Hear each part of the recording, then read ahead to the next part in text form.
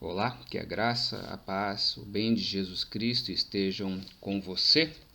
Há alguns dias eu tenho recebido questionamentos e ouvido algumas afirmações acerca de Deus, sua soberania, a sua onisciência e sua bondade.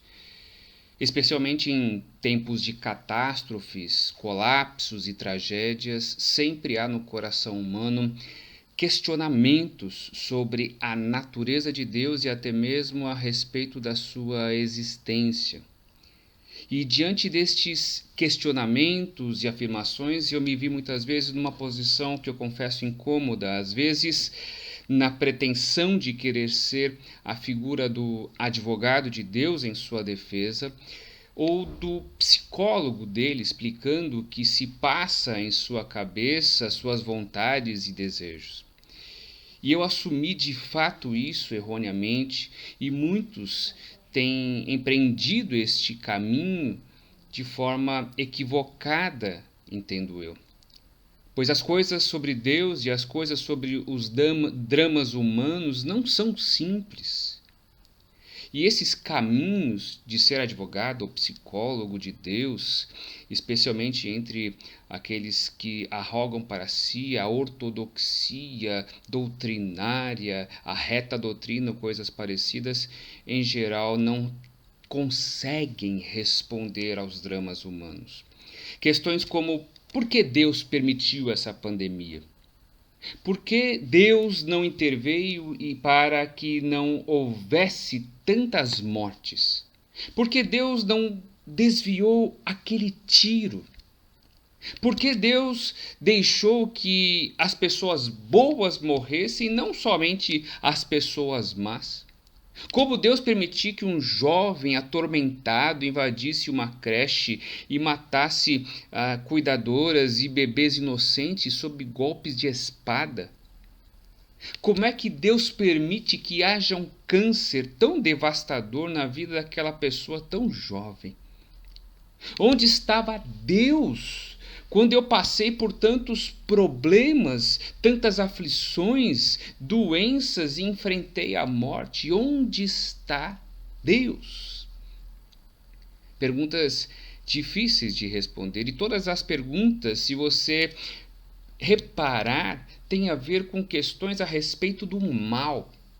O reflexo do mal que enfrentamos na nossa vida e no mundo. E os questionamentos sobre a questão do mal no mundo e onde estava Deus enquanto o mal se manifestava tem a ver com questionamento a respeito da natureza de Deus, do seu caráter, do seu poder, da sua autoridade, da sua bondade e amor. A questão final é: quem é de fato Deus? Pois o que eu aprendi sobre Deus não faz muito sentido quando vejo tanto mal no mundo ou quando me vejo em meio aos problemas deste mundo. Especialmente na igreja, ao longo da vida, aprendemos algumas coisas sobre quem é Deus. Eu fiz a minha profissão de fé na classe de catecúmenos aprendendo a respeito do Catecismo Menor de Westminster. E uma das coisas que aprendemos era sobre quem é Deus, era uma das perguntas. E sobre a questão de Deus, nós aprendemos na igreja, doutrinariamente, por exemplo, que Deus é onipresente, ou seja, Deus está presente em todos os lugares. Aprendemos também que Deus é onisciente, conhece todas as coisas antes delas acontecerem. Que Deus é onipotente, ou seja, tem todo o poder do mundo para fazer o que quiser, impedir ou mudar qualquer coisa. E ainda acrescento, e nós sabemos que Deus é onibenevolente, ou seja, Deus é todo bom em sua essência, em seu amor, todo misericórdia. Isso nós aprendemos.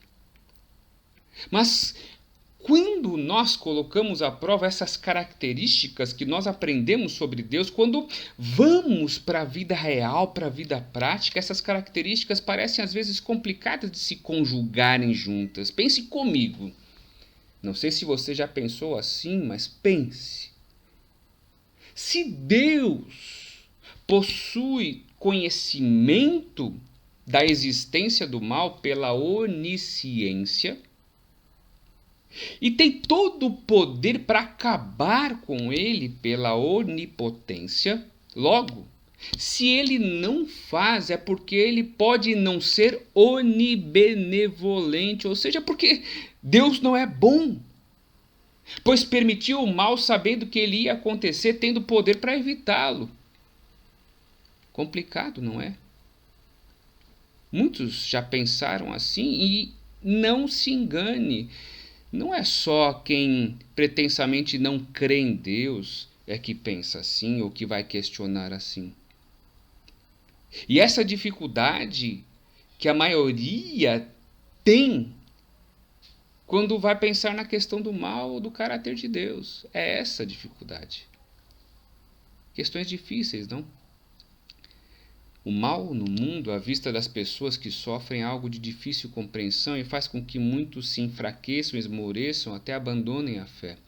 Bom, depois deste longo questionamento, eu quero te convidar a meditar e refletir a respeito da história de um homem que também teve todo esse tipo de questionamento em sua vida. Uma pessoa que sofreu de forma terrível toda a sorte de problemas e aflições que vão desde a morte trágica de seus filhos, a destruição de todo o seu patrimônio, sua falência, sua miséria, bem como foi afetado por terríveis doenças que abateram fisicamente o seu corpo. Um homem atormentado, principalmente pela incompreensão a respeito de Deus. Pois ele não entendia como Deus autorizou, até mesmo fez todas aquelas coisas contra ele. Trata-se de Jó. E eu quero falar hoje de Jó. Eu lerei agora apenas o começo, o primeiro versículo do livro de Jó, da história de Jó, e nós vamos fazer outras leituras ao longo desta meditação. Acompanhe comigo Jó, capítulo 1, verso 1. Diz assim: Na terra de Uz vivia um homem chamado Jó. Era homem íntegro e justo, temia a Deus e evitava fazer o mal. Muitos já conhecem a história de Jó. É a história de um homem bom, íntegro, justo, como nós vimos, e a própria Bíblia vai falar sobre isso. E o livro de Jó é riquíssimo em detalhes. Opa, deixa eu voltar aqui, senão não vai ter jeito. Isso, eu voltei aqui. Como eu estava dizendo, o livro de Jó é um livro riquíssimo em detalhes. Seu autor era um grande e habilidoso escritor. Há narrações lá no início do livro e no fim do livro, que nós chamamos de textos em prosa, porque no meio recheio do livro é repleto de poesia, na fala de Jó e seus amigos. São 3 no começo, depois 1 no final. E as narrações, eu quero chamar a atenção de você, no início do livro, mostram, o narrador ele vai mostrar 2 cenas que se passam em 2 ambientes completamente distintos, terra e céu. Na terra, nós vemos Jó com sua integridade junto com a sua família. E no céu, nós temos a cena de Deus numa espécie de tribunal celeste em que aparece Satanás. E o que se passa, é interessante no livro, o que se passa na terra, se vê tudo no céu. Mas o que se passa no céu, não se vê nada na terra. E nesse tribunal celeste, Satanás, na figura de promotor, como acusador que é, acusou Jó de ser fiel a Deus, porque o próprio Deus o cercou de bênçãos. Já acusou Deus e Jó.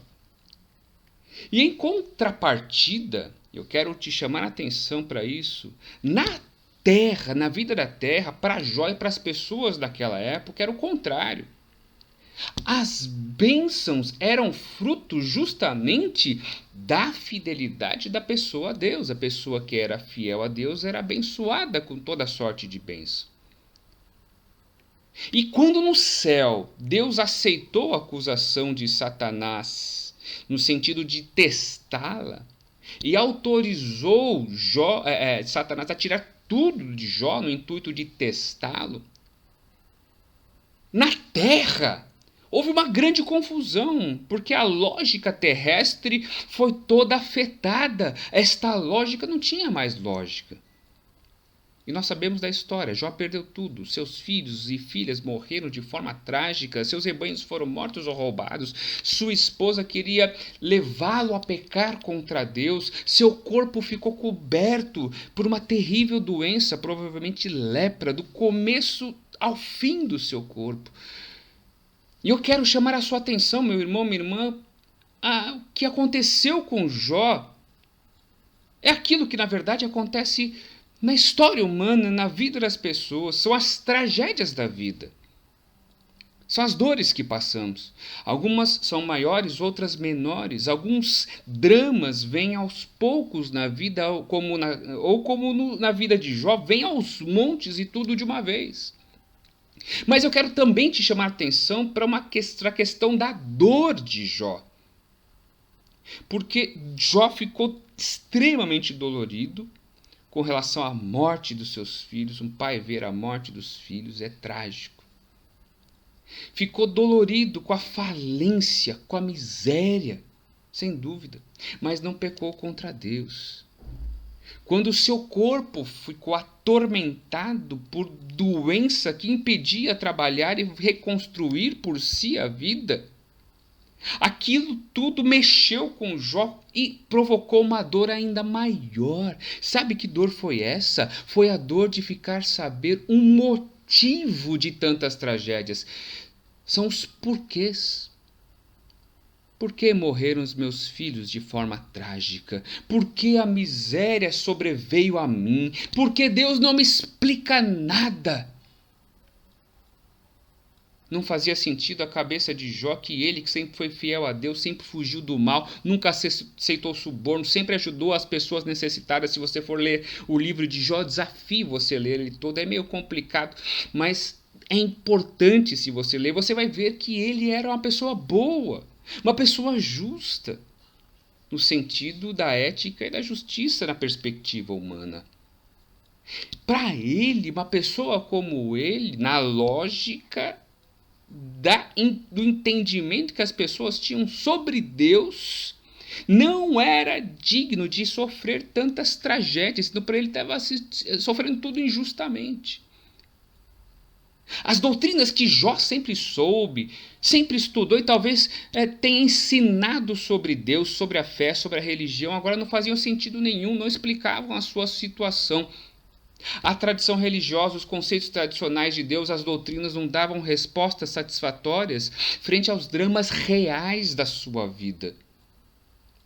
Assim como muitos, ou como muito do que muitos falam sobre Deus, com muitas doutrinas da igreja, doutrinas sobre Deus, das doutrinas que nós sempre recebemos, muitas vezes também não respondem satisfatoriamente aos dramas humanos. As respostas não são suficientes. Sejamos honestos. É assim mesmo.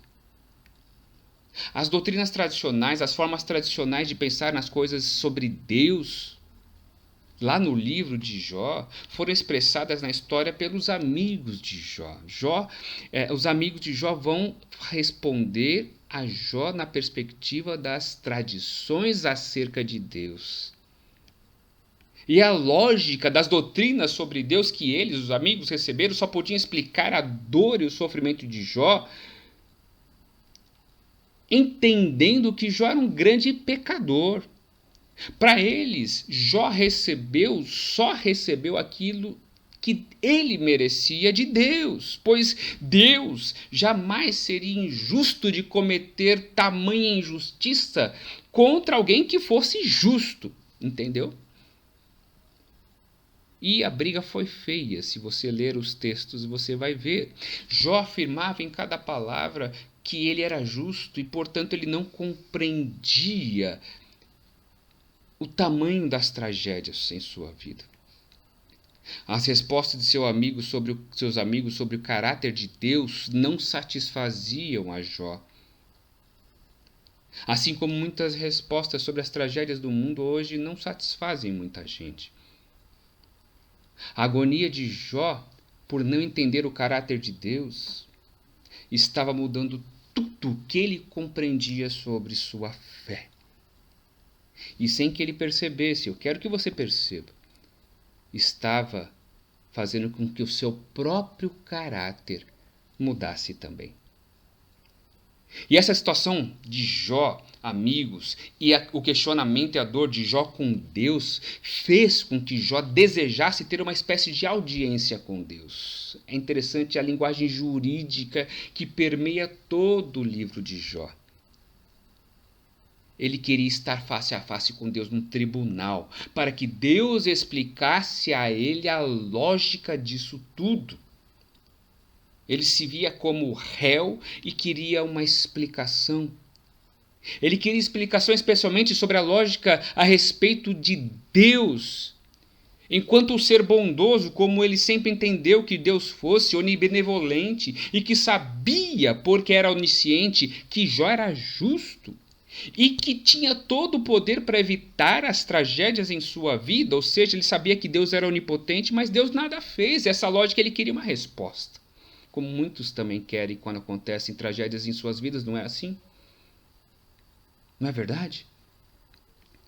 E foi aí que ele requereu, em linguagem jurídica mesmo, uma audiência com Deus. Eu quero que você leia comigo Jó capítulo 31, dos versos 1 e 2. Olha só, depois de tanto questionamento que Jó fez, Jó chegou no final e disse assim: pois qual é a porção que o homem recebe de Deus lá de cima? Qual é a sua herança do Todo-Poderoso que habita nas alturas? Não é a ruína para os ímpios, desgraça para os que fazem o mal? Não vê ele os meus caminhos e não considera cada um de meus passos? Se me conduzir com falsidade ou se meus pés se apressaram a enganar, Deus me pese em balança justa e saberá que eu não tenho culpa. E ao final ele diz: se alguém me ouvisse, agora eu assino a minha defesa. Em que Deus, que o Todo-Poderoso me responda, que o meu acusador faça a acusação por escrito.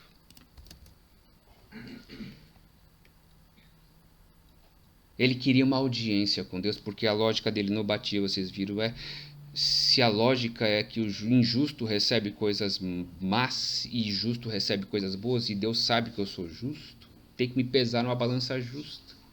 Quero uma audiência, escrevi aqui, requeri. E é interessante que Deus aparece na história. Deus aparece na história. O capítulo 38 em diante nós temos um grande discurso de Deus, porque Deus se revela, aparece para Jó e fala com Jó e lhe responde. Mas não responde bem as coisas de Jó. Na verdade, ele questiona Jó. Acompanhe comigo agora. A partir do verso 1, alguns trechos só, interessante que você leia todo o capítulo até o 40, 41 também. Então o Senhor respondeu a Jó no meio da tempestade e disse: quem é esse que obscurece o meu conselho com palavras sem conhecimento? Prepare-se como simples homem, vou fazer-lhe perguntas e você me responderá. Onde você estava quando lancei os alicerces da terra? Responda-me, se é que você sabe tanto. Quem marcou os limites das suas dimensões? Talvez você saiba. E quem estendeu sobre ela a linha de medir e os seus fundamentos sobre o que foram postos? E quem colocou sua pedra de esquina enquanto as estrelas matutinas cantavam, juntas cantavam e todos os anjos se regozijavam? E por aí vai.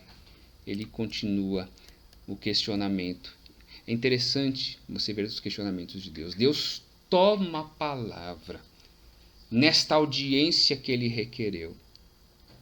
E ao invés de responder a Jó, ele pergunta, ele questiona Jó. E pergunta a Jó coisas misteriosas que jamais Jó teria condições de responder. Perguntas que vão dizer mais ou menos, olha, o que você sabe sobre mim e sobre o mundo? Que conhecimento têm os homens? E o questionamento é a todos os homens, não somente a Jó.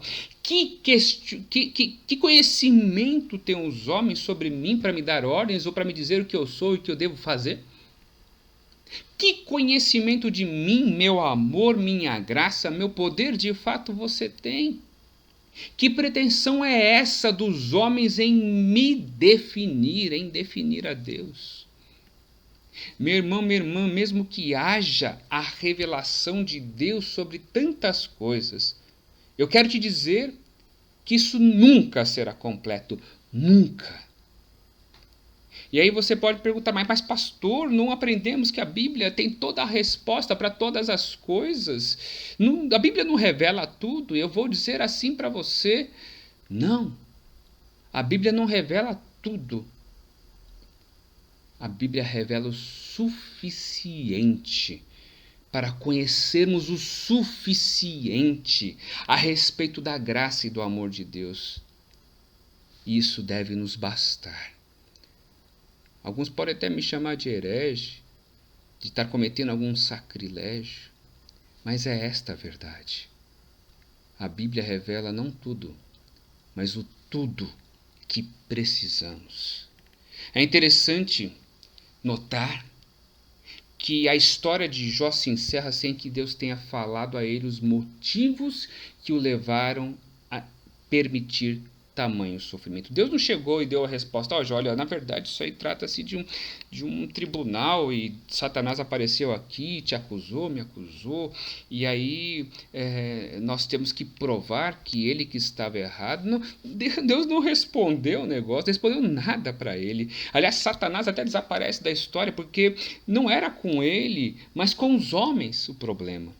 Que teimam desde sempre em querer conhecer tudo acerca de Deus e que precisam responder tudo sobre ele, especialmente os religiosos. E eu sou teólogo, sou mestre em ciências da religião. Podia fazer doutorado, pós-doutorado e continuarei sem saber o completo. Mas o mais importante nisso tudo, na história de Jó, foi que Jó reconheceu que ele não sabia o que ele falava. Que tudo que ele tinha de conhecimento de Deus adquirido, tudo que ele sabia de Deus, quando ele enfrentou os dramas humanos, ele percebeu que era pó. Foi por isso que ele respondeu assim, preste atenção. Vamos ler aqui de novo, capítulo 42. Olha só o que Jó respondeu. Então Jó respondeu ao Senhor: sei que podes fazer todas as coisas e nenhum dos teus planos pode ser frustrado. Onipresente e onisciente. Tu perguntaste, quem é esse que obscurece o meu conselho sem conhecimento? Pergunta de Deus. Certo é que falei de coisas que eu não entendia, coisas tão maravilhosas que eu não poderia saber. Resposta de Jó. Tu disseste, pergunta de Deus, agora escute, e eu falarei, vou fazer-lhe perguntas e você me responderá. Aí Jó responde, meus ouvidos já tinham ouvido a teu respeito. Toda aquela carga, né? Doutrinária. Mas agora os meus olhos te viram. Por isso menosprezo a mim mesmo e me arrependo no pó e na cinza. Quando Deus se revelou a Jó, no meio da tempestade, diz o texto no capítulo 38, como uma espécie de metáfora da tempestade de sua vida, Jó percebeu o caráter de Deus. Um Deus gracioso, porque Deus era tão grande, tão grande, tão grande que tinha poder até de destruir os seus questionadores, mas por amor ele resolveu descer e falar diretamente a ele sobre coisas maravilhosas. E diante dessa manifestação desse Deus, a postura de Jó não foi de questioná-lo quem era ele, mas foi de humildade e arrependimento, e por isso Jó reconheceu a face bondosa e amorosa de Deus que o perdoou, o restaurou, fazendo viver uma nova fase em sua vida após as tragédias familiares e espirituais. Jó teve uma experiência incrível com Deus em meio aos seus questionamentos, em meio aos dramas de sua vida. A experiência de Jó com Deus transcendeu todo tipo de experiência religiosa doutrinariamente correta que os seus amigos representavam. E que ele mesmo sabia, ele mesmo falou, não, eu sei tudo que vocês estão falando, eu já experimentei isso, mas o que eu estou experimentando agora não faz sentido. E aí foi nessa experiência da tragédia que ele teve conhecimento a respeito de Deus. Porque o verdadeiro conhecimento a respeito de Deus, seu caráter, sua justiça, seu amor ocorre em meio às tempestades da vida.